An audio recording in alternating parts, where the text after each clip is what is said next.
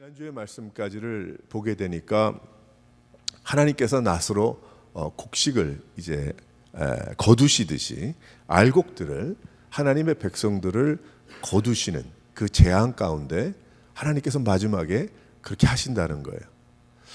참 한편으로 기쁘기도 하고 또 한편으로는 두렵기도 하고, 나는 과연 알곡인가? 나는 하나님께서 알곡을 거두실 때에 거두실 만한 알곡의 삶을 살아갔는가, 또 살아가고 있는가, 그 생각을 하면 참 마음이 참 여러 생각이 듭니다. 내가 제대로 길을 가고 있는가, 내가 제대로 믿고 있는가, 그런 생각들이 들죠. 그러면서 이제 7대접의 재앙이 시작이 됩니다. 그러니까 인이 풀리는, 인봉이 뜯기는 그러한 재앙이 있고요, 나팔의 재앙이 있고요, 7개, 그리고 7대접의 재앙이 있어요. 그것이 마지막 재앙이다, 그렇게 이야기하십니다. 하나님은 우리에게 말씀해 주시죠. 이때 요한은 다시 한번 하나님의 나라를 보게 됩니다. 그 나팔의 재앙도 볼 때에 참 너무 힘들었을 거 아니겠어요? 그 모든 것을 보는 것이 어려웠을 텐데 하나님께서 그 사도 요한에게 그 천국을 보여주신 것처럼 어떠한 일이 하늘에서는 벌어지고 있는가, 그것을 보여주신 것처럼 또다시 보여주십니다. 사도 요한이 보아갔더니 불이 섞인 유리 바다가 있다 그랬어요. 불이 섞인 유리 바다니까 우리가 볼 때는 뭐 파도는 그 바다는 파도가 치고 또 이제 잔잔하지 않은 그런 것으로 생각하기 쉬운데, 큰 물이 있는 유리 바다, 불이 붙어 있는, 불이 섞인 그 믿음으로 이긴 자들, 유리 바닷가에 서서 하나님의 검은 고로 찬양을 하더라, 그 이야기를 하는 거예요. 그러니까 우리가 예수 믿다 죽으면 믿음으로 살다 죽어야 되겠죠. 뭐 예수 교회 다니다 죽는 거 말고, 교회 다니다 죽어도 천국 못 갈 수 있으니까 안 됐지만, 하지 그렇기 때문에 예수를 믿고 믿음으로 살다가 죽은 우리 모두도 만약에 그렇게 살았다면 우리가 하나님 앞에 가서 그 불이 붙은 유리바다 앞에서 하나님의 주신 귀한 그 악기로 찬양하며 연주하며 하나님께 영광을 올릴 때가 있다는 겁니다. 그러면서 3절 4절 말씀을 보니까 이런 찬양을 합니다. 그들의 찬양을 들어보니까 주 하나님 전능하시니 하시는 일이 놀랍도다, 이런 이야기를 하죠. 주님이라는 것은 나의 주인이라는 뜻 아니겠어요?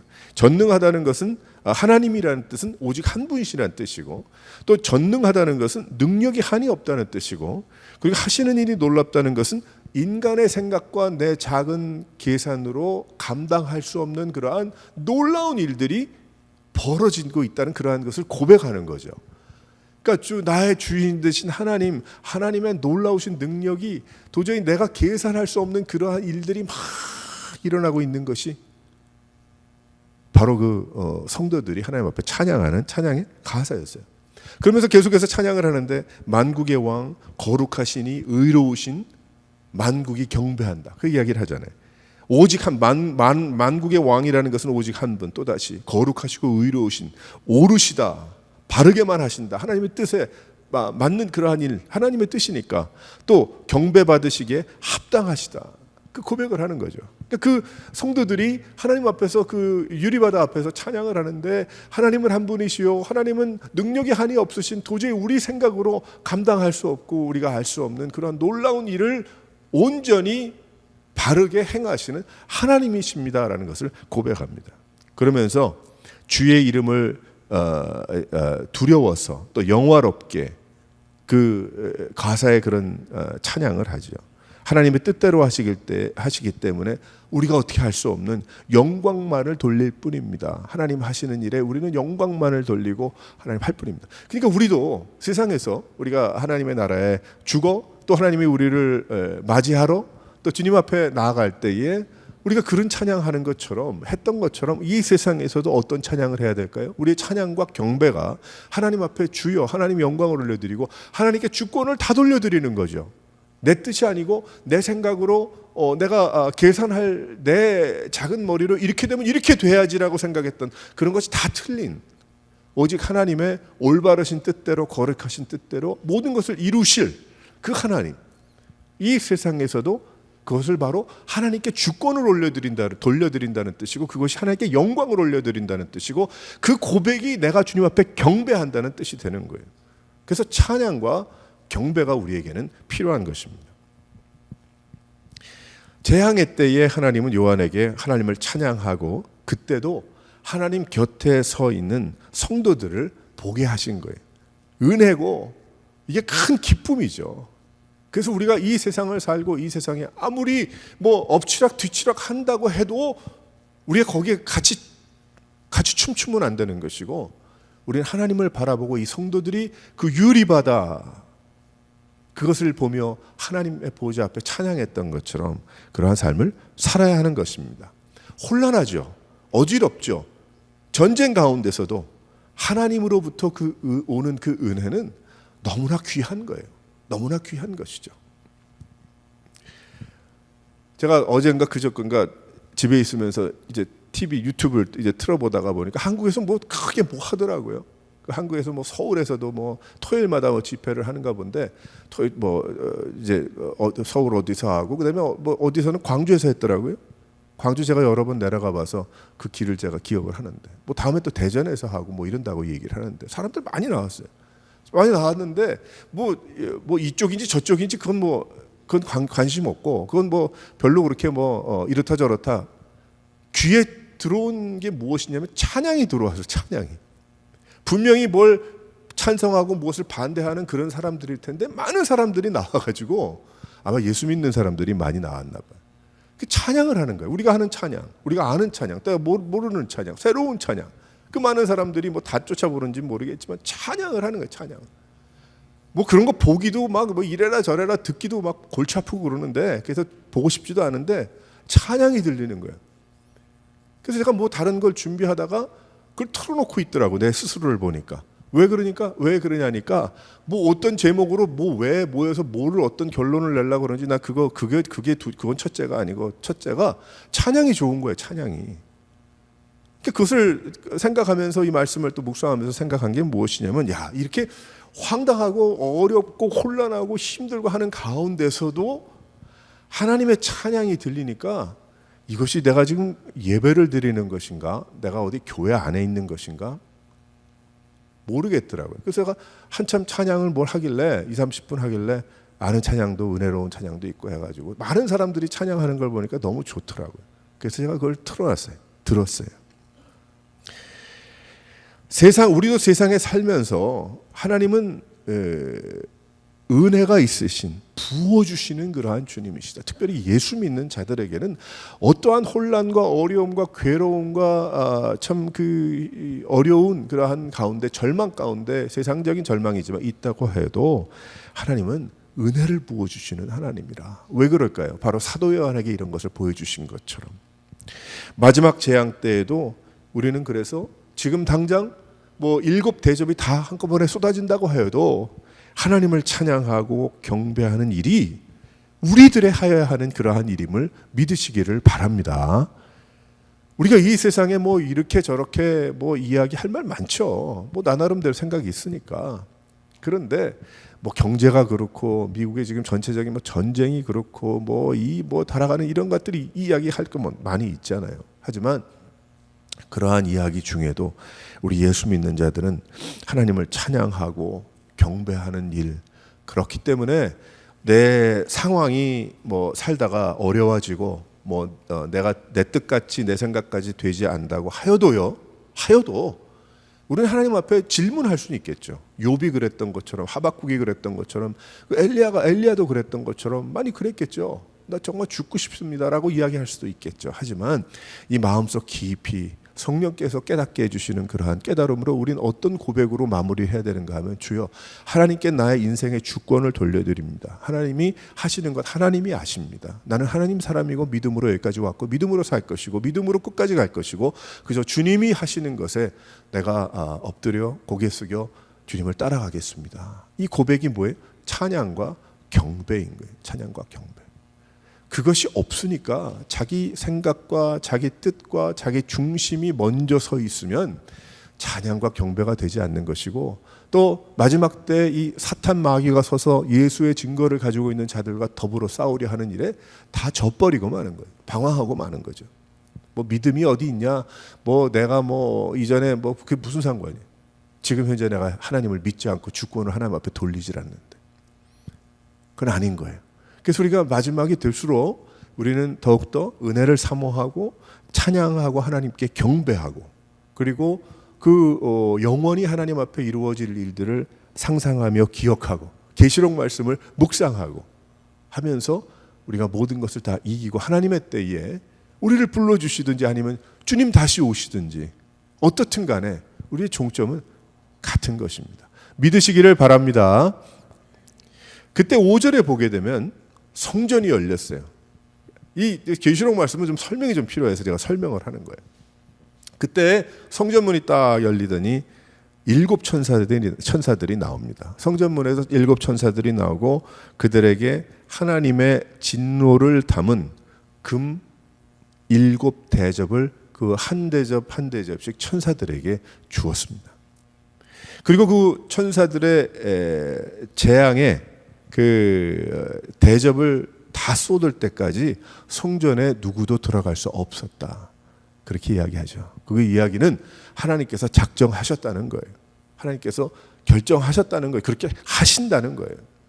그래서 땅에 진노를 쏟으라 하니까 말씀해 보면 이제 쭉 16장 말씀부터 나오잖아요. 첫째 천사가 대접을 땅에 쏟음으로 어떤 일이 벌어집니까? 이전에 14장 말씀에 나와 있는 짐승의 표 666을 받은 사람들과 우상에게 경배하는 자들, 짐승의 표를 받은 자들과 우상에 경배하는 자들에게 악한 종기가 일어난다. 그렇게 이야기를 하고 있어요. 악한 종기가 일어난다. 즉 마귀에게 절하지 않은 자들은 망하지 않는다는 거죠. 그 증표를, 짐승의 표를 받지 않은 자들은 망하지 않는다는 거예요. 하나님 앞에 마음을 돌이켜 예수를 구주로 모시고 믿음으로 구원받은 귀한 그러한 성도들은 멸망당하지 않는다는 겁니다. 구원받은 성도들과 구원받지 못하는 성도들이 완전히 구분이 되겠죠. 어쩌다 없는 것이 아니고 구분이 되겠죠. 하나님이 분명히 첫 번째 대접이 쏟아진 그 일이기 때문에 고치기 힘든, 어려운, 고칠 수 없는 병들이 일어날 것이라는 거예요. 마지막 때에. 뭐 고치기 힘든 병이 뭐 한둘입니까? 우리가 코로나 바이러스는 고쳐져서 끝났나요? 아니잖아요. 그러니까 맛을 보았잖아요, 우리가. 이건 할 수 없는 그러한 일이구나. 마지막 때 첫 번째 대접이 쏟아 부어지면 그런 일이 벌어집니다. 둘째 천사가 대접을 바다에 쏟았어요. 이번엔 땅이 아니고 바다가 피바다로 바뀝니다. 모든 생명, 잠깐 3분의 1, 4분의 1이 아니고 모든 생물이 다 죽는다고 했어요. 사람들에게 해산물 먹는 것이 얼마나 중요합니까? 그런데 그 공급이 끊어지겠죠. 큰 고통이 생기게 됩니다. 그래서 결국은 뭐 얘기 많이 하잖아요. 우리가 다 귀에 쉽게 이해가 된단 말이에요. 이것이 뭐 100년 전에 우리가 성경을 읽었다면 이해가 안 될 텐데 쉽게 되는 이유가 일본의 그 지진으로 인해 가지고 발전소가 깨지니까 어떻게 됐어요? 그 태평양이 오염이 되잖아요. 그래서 뭐 물을 정화된 물을 갖다가 버린다 안 버린다 난리가 났잖아요. 금방 이해가 된단 말이에요. 둘째 천사가 대접을 바다에 쏟으니까 바다가 피바다로 바뀐다. 또 플라스틱이 그렇게 많다면서요. 관광지 같은 데도 지금은 가보게 되면 저쪽에 남태평양이나 그런 데 가보게 되면 쓰레기가 이루 말을 할 수가 없다고 합니다. 우리가 상상을 초월하는 텍사스 한 주만한 쓰레기가 막 돌아다니고 말이에요. 바다에. 우리가 모르니까 그렇지 가만히 관심을 갖고 보면 이거 오래 안 가겠구나. 이렇게 돼가지고. 산호초들 말이죠. 다 죽어버리고 우리가 사진으로 보았던 아름다운 그 산호 이런 거.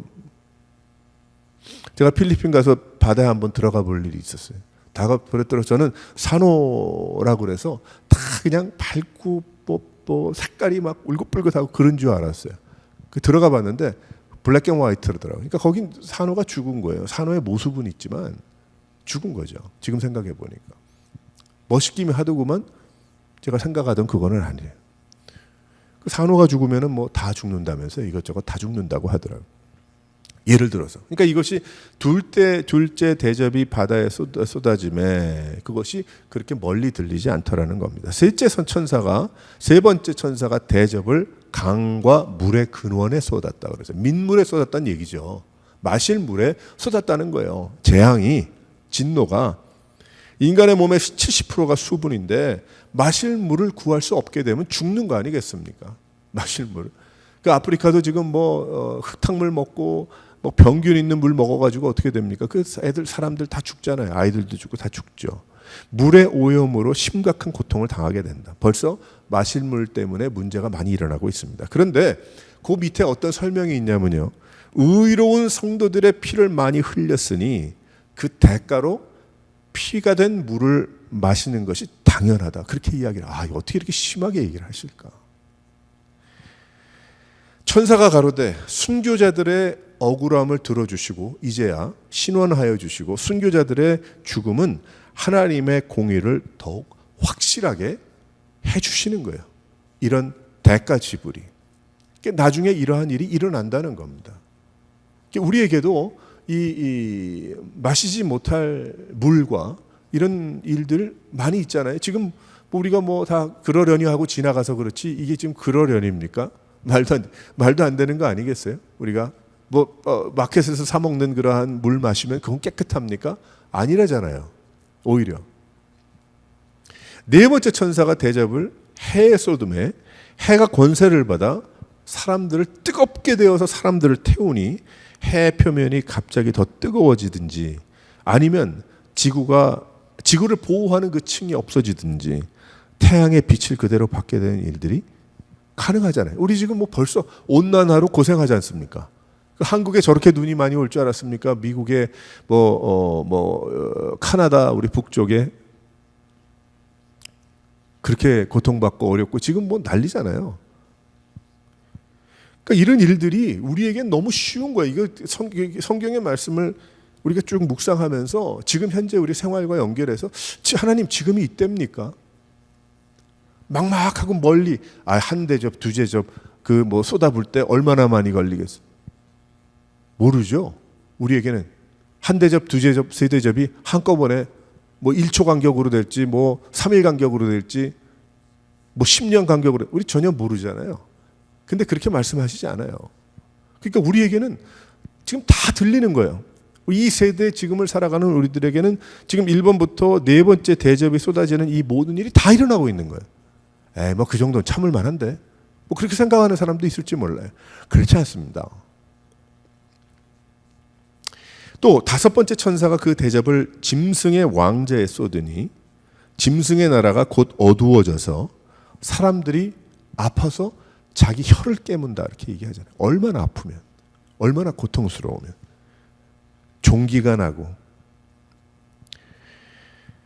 악인들에게 내려지는 심판입니다. 예수를 알지 않는 못하는 하나님을 알만한 것을 인간의 중심에 주었지만 그것을 믿지 않는 그러한 자들에게 부어지는 저주인 거예요. 저주는 저주인 겁니다. 하나님은 사랑인데 무슨 저주를 뭐 이런 뭐 예배 때 막 이야기를 하고 뭐 진노에 죽이고 뭐 이런 얘기를 하나? 아니요. 하나님 공의 하나님이라 그랬잖아요. 우리 하나님의 그 큰 뜻을 다 알 수가 없죠. 듣기 싫다고 안 들을 일이 아니라는 거예요. 여섯 번째 천사가 대접을 큰 강 유브라데에 쏟았어요. 강물이 말라서 어떻게 됩니까? 걸을 수 있는 곳이 됐다고 그랬어요. 그 강이 이 강물이 말라서 동방에서 오는 왕들의 길이 되었다. 무엇이 생각납니까? 마지막에 전쟁을 의미하고 있는 거예요. 동방에서의 왕들은 아마도 어딘지 모르겠어요. 하나님이 사도 요한이 받았던 그곳에서 동방이 무엇입니까?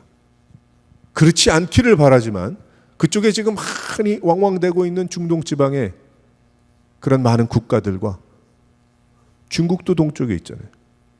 또 러시아도 거기에 보다 동쪽에 있잖아요. 그 나라를 지금 꼬집어서 얘기하는 건 아니지만 연합한 군대가 일어나고 전쟁이 시작되는 거예요. 그것이 바로 여섯 번째 천사가 대접을 쏟을 때 일어나는 그러한 일입니다. 개구리 같은 더러운 영이 용의 입과 짐승의 입과 거짓 선지자들의 입에서 나온다고 그랬어요. 더러운 개구리같이 생긴 영이 나온다고 그랬어요. 저희는 귀신의 영이라 13절에 천하 임금들에게 가서 하나님 곧 전능하신 이의 큰 날에 전쟁을 위하여 그 마귀가 모은다는 거예요. 그들을 여섯 번째 대접이 쏟아질 때에 마지막 때는 마귀는 온 세계 지도자들을 거짓으로 모을 수 있습니다. 더러운 영으로 모아서 연합군을 만들어서 하나님을 대적하는 거예요. 근데 지금 벌써 이 연합한 그것은 우리가 어떻게 볼 수 있습니까? 여러분 인터넷으로 생각하면 간단해요. 인터넷으로. 그렇잖아요. 음란의 영. 얼마나 음란한 것들이 하나로 딱 모아져 있습니까? 인터넷이라는 그러한 것을 통해서. 그러니까 지금 한 30년, 40년 전하고 게임이 안 되는 거예요. 지금. 그러니까 어쩌면 여섯 번째 천사가 대접을 쏟았나? 그 유브라데 강에 그 강이 말라가지고 그 온갖 이 세상에 안 믿는 더러운 영이 역사해가지고 사람들을 하나로 묶어 연합시켜버리는 그러한 일들.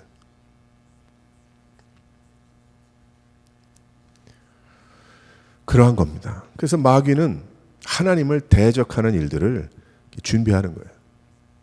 새 영이 결국 아마겟돈으로 연합군들을 이끌어냅니다. 그 적그리스도가 나오겠죠.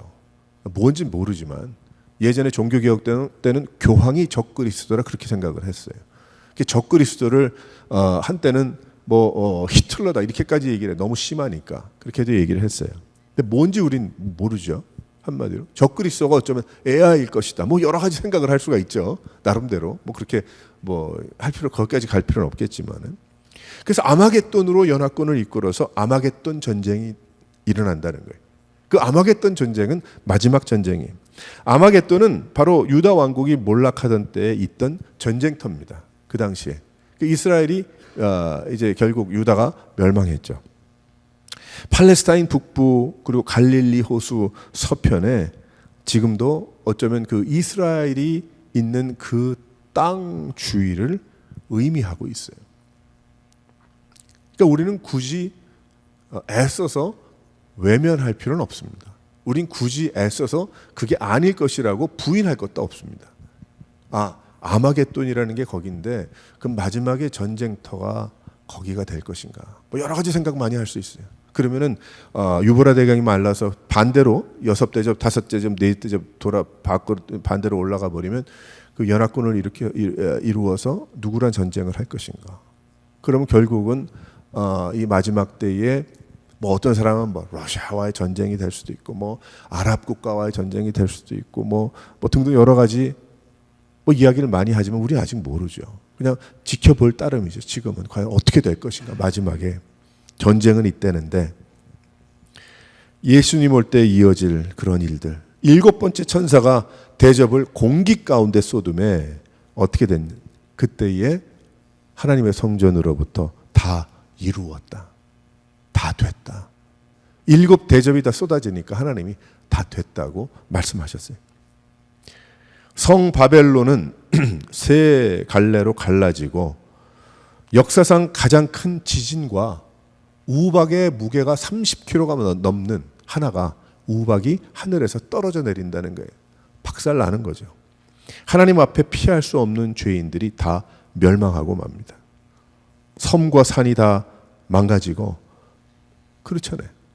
지금 LA도 보니까 예를 들어서 그 지난번에 불이 난 다음에 며칠 전에 비가 그렇게 왔다면서요. 다 홍수죠. 저 밤낮 운전하고 다니던 그 바닷가 옆에 길도 완전히 다 진흙으로 다 덮여버리고 말았어요. 어떻게 해야 될 것인가? 그럼 일곱 대접이 이제 이렇게 쏟아지고 결국 마귀는 묶여서 무저갱에 들어가고 다 이제 이렇게 세상이 이제 그렇게 되는데 우리가 이러한 일이 지금 일어나고 있고 또 앞으로 일어날 것을 생각하는 성도들이 어떻게 해야 되겠는가? 이 말씀을 통해서 몇 가지를 깨달을 수가 있어요. 간단히 보게 되면 첫 번째로 한번 다 같이 읽어봐야 합니다. 읽어보도록 하겠습니다. 시작. 복음에서 떠난 마음과 교회를 피해야 됩니다. 여기 왜 교회까지 들어갈까?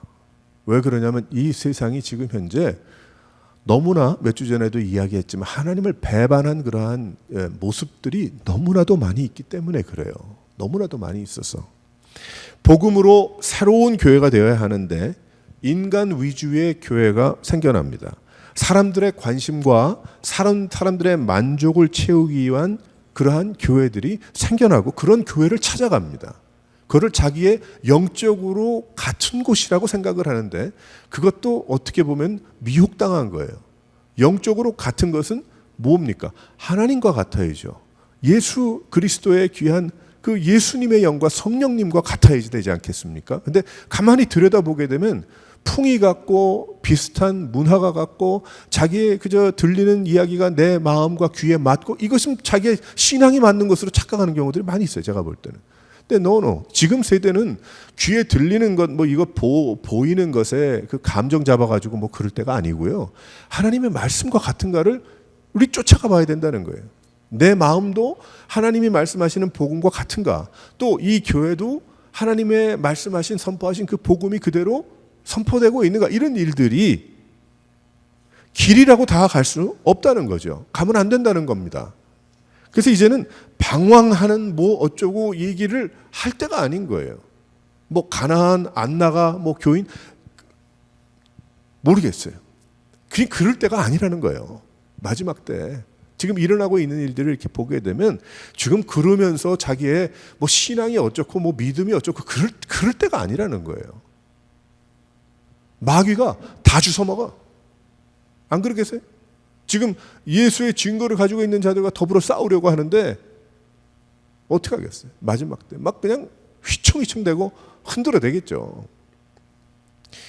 교회의 성숙과 하나님 중심의 말씀 선포, 하나님의 뜻을 이루어 드리는 것보다 교회의 어떤 수적인 성장과 조직의 강함과 드러나는 일들을 위하여 거기에 초점을 맞추고 복음이 점점 더 약해지는 그러한 교회가 있다면 그게 피하라는 거예요. 가면 안 되죠. 절대 가면 안 되죠.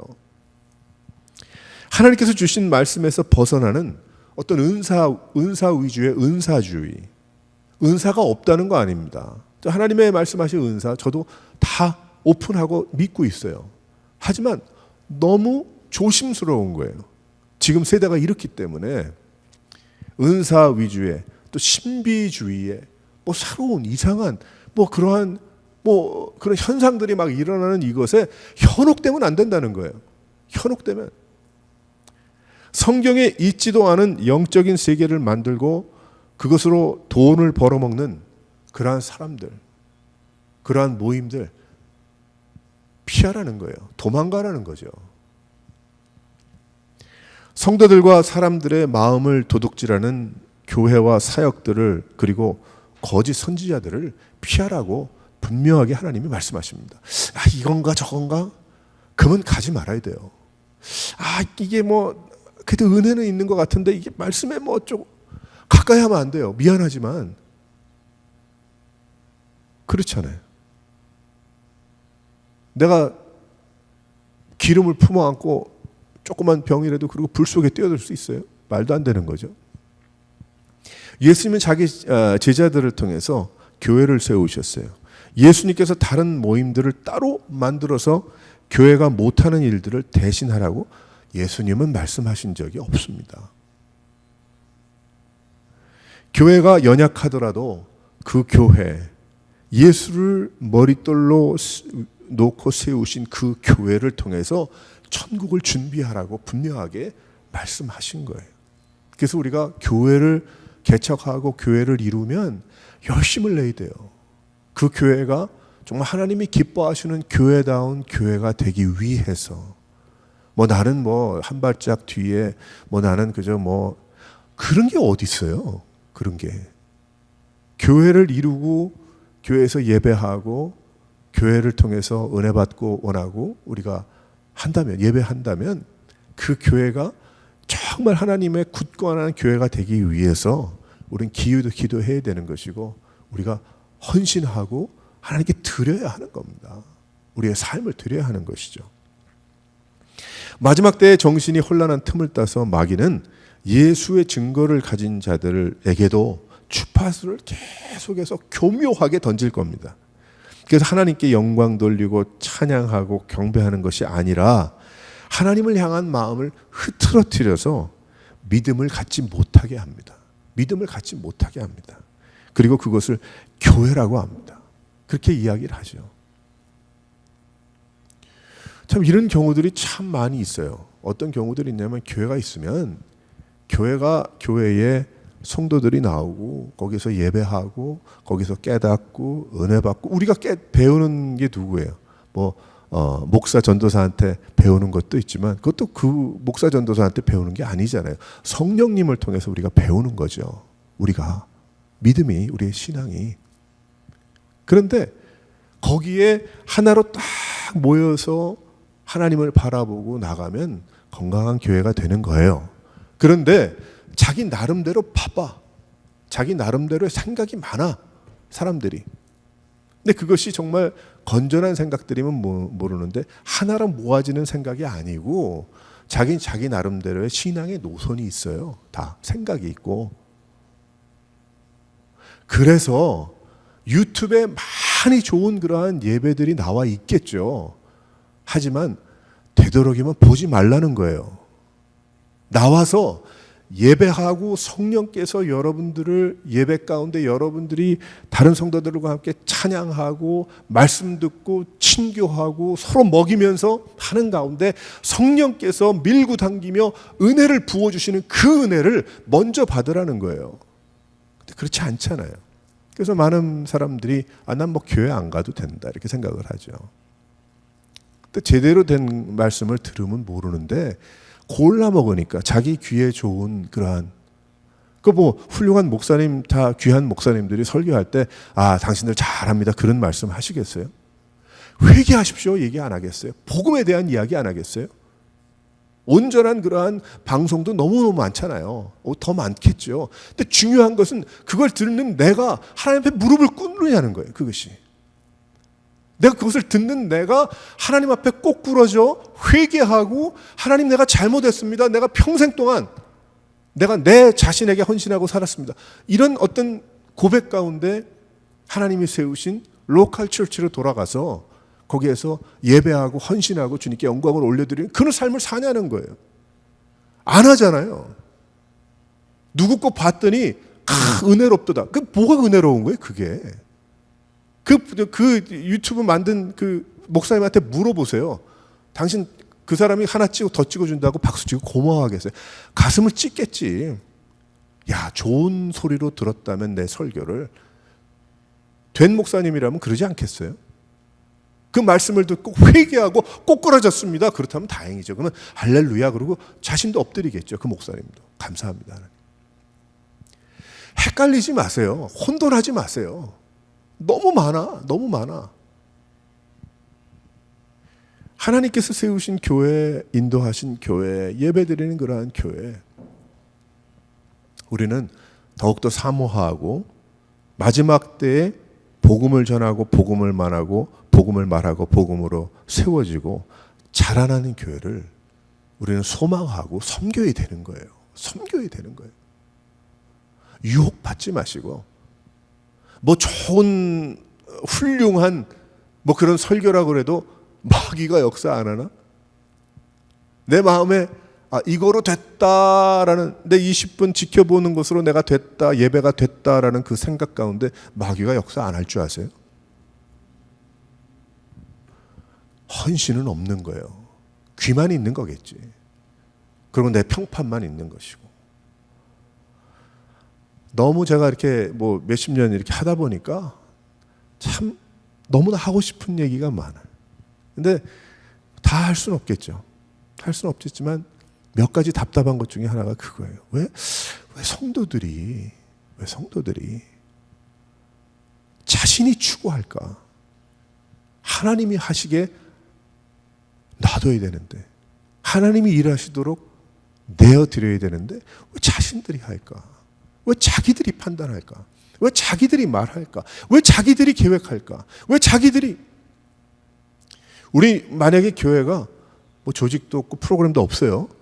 괜찮아요. 어떤 경우에는. 저도 평생 동안 조직하고 프로그램 가운데 있었어요. 그런데 그것도 좋은 부분들이 많이 있죠. 하지만 없어도 괜찮아요. 왜 그러냐면 하나님만 바라보고 오니까.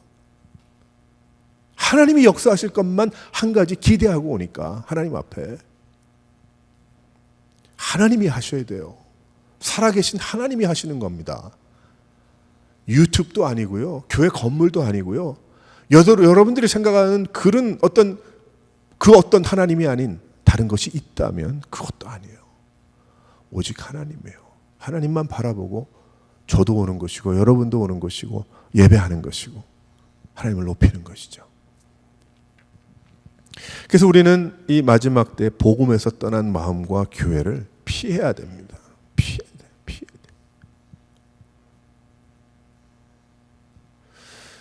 더욱더 하나님 앞에서 이 마지막 때를 잘 준비할 수 있는 여러분 되시기를 주님의 이름으로 축원합니다. 두 번째로 한번 다 같이 읽어보겠어요. 시작. 벌거벗고 다니지 말라고. 16장 15절에 보라 내가 도둑같이 오리니 누구든지 깨어 자기 옷을 지켜 벌거벗고 다니지 아니하며 자기의 부끄러움을 보이지 아니하는 자는 복이 있도다. 복이 있도다. 그것은 죄의 문제를 이야기하고 있어요. 예수 그리스도로 죄 용서를 받았으나 다시 옛사람으로 돌아가지 말라는 거예요. 하나님께서 입히신 거룩한 옷이 아니라 벌거벗은 것처럼 하나님 앞에 부끄러운 모습이 되면 안 된다는 겁니다.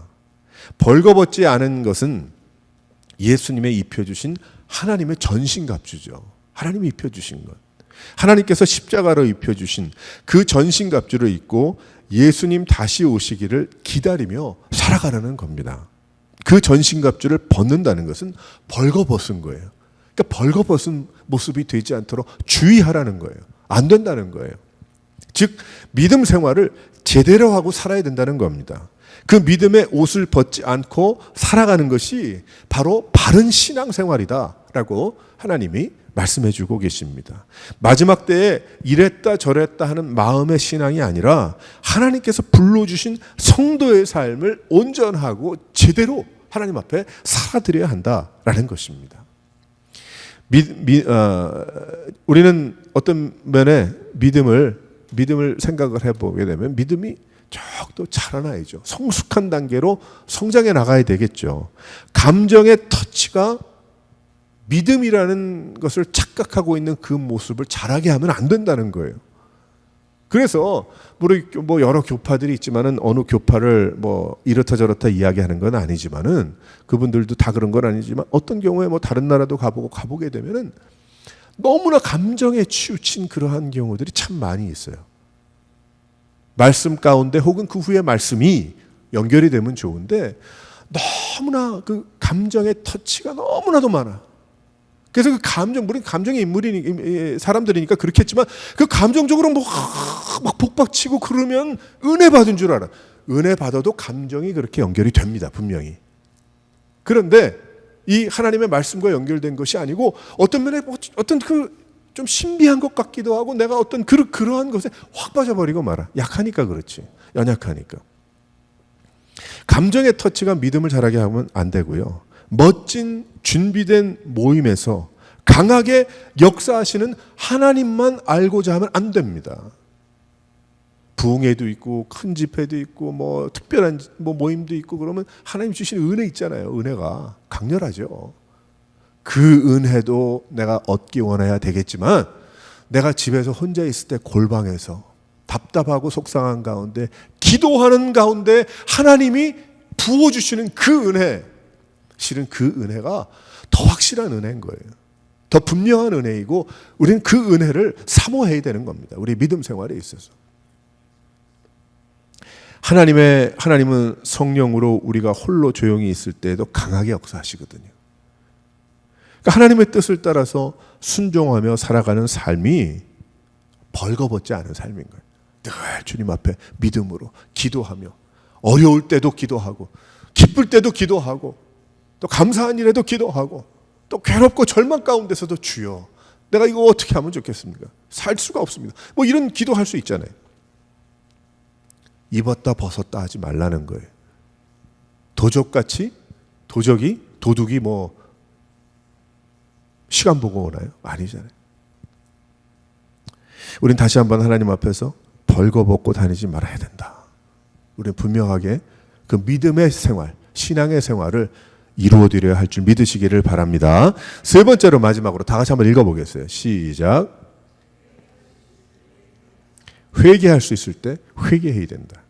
16장 9절에 보면은 넷째 대접이 쏟아질 때 해가 뜨거워졌어요. 사람들이 뜨거워서 어쩔 줄을 몰랐어요.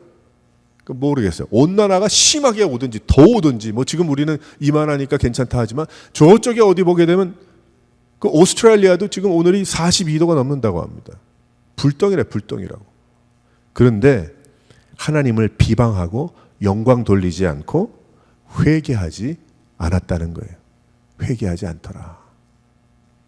10절 말씀에 보게 되면 다섯째 재앙이 쏟아질 때 짐승의 왕자에 쏟아져 사람들이 병에 걸릴 때 사람들은 자기 혀를 깨무는 일이 생겨나지만 하나님을 비방하고 그리고 자신들의 행위를 회개하지 않더라. 일곱째 대접이 쏟아져 지진으로 무너져 30km 이상의 우박이 떨어져 지지만 그들 가운데는 회개가 없었습니다. 회개가 없죠. 하나님께서 성전에서 아무도 들어오지 못하게 하신다고 그랬잖아요. 하지만 중요한 것은 지금은 회개할 수 있잖아요. 아직 그때가 아니기 때문에 우리는 마지막이 될수록 어떻게 해야 됩니까? 계속 더 회개해야 되는 거예요. 우리가. 목사님 난 회개 다 했어요. 뭘 자꾸 회개하라는 거예요? 회개할 일 없어요. 왜 없겠어요? 하루로 24시간, 뭐 12시간 깨어있을 때 이런저런 생각 가운데서 생겨나는 참 거룩하지 못한 그러한 모든 일도 다 회개해야 되잖아요. 하나님 앞에. 하나님 앞에 엎드려야 합니다. 그러다가 언제 알지 못할 때에 예수님 오실지 모르니까. 그래서 마음을 기경해야 되는 거예요. 우리는 그 마음을 기경해야 돼. 지금이 교회가 엎드려야 할 때입니다. 하고 싶어도 할 수 없을 때가 온다는 것입니다.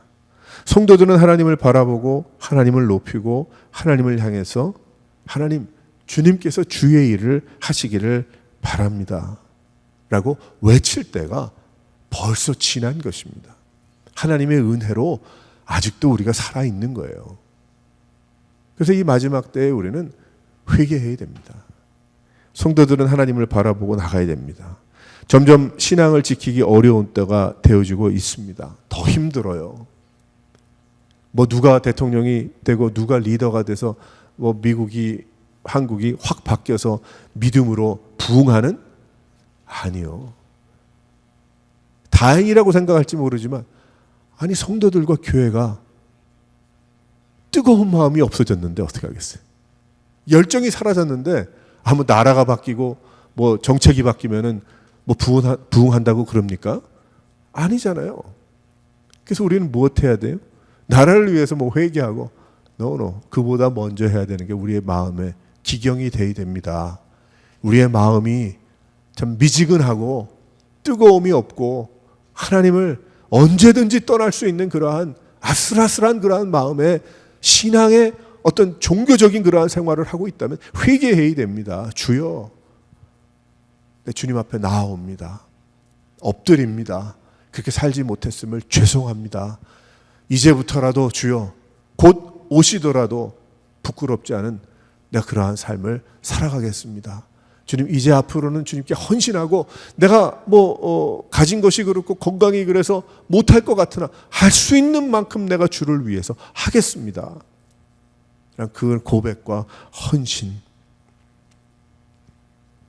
이렇게 그저 이러한 것들이 세상에 당연하고 그저 가는 중이겠지 그렇게 생각하는 생각을 다 버리고 우리 오레곤 새로운 교회에 속한 성도들은 하나님께서 이렇게 만나게 하시고 예배 드리게 하셨사오니 정말 깨어있는 믿음과 신앙으로 하나님을 영광을 올려드리고 찬양하고 은혜를 사모하고 그게 없으면 우리가 모일 필요가 없어요. 뭐하러 모이겠어요? 하나님 앞에 믿음을 지키고 하나님을 바라보는 것. 하나님을 의지하는 것, 주님께 영광을 올려드리는 것.